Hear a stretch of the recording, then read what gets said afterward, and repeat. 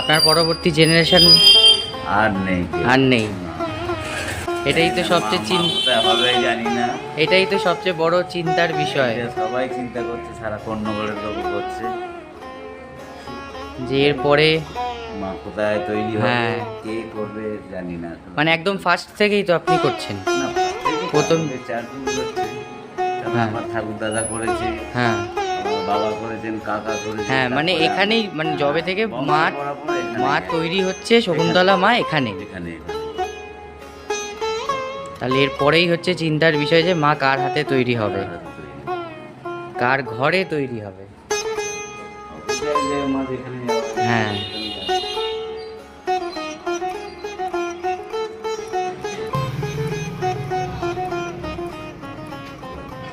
কত নম্বর জেনারেশন বানাচ্ছেন আপনি প্রতিমা আমাদের মা শকুন্তলার? আমাকে নিয়ে চার পুরুষ হচ্ছে। আপনাকে নিয়ে চার পুরুষ। 4 পুরুষ।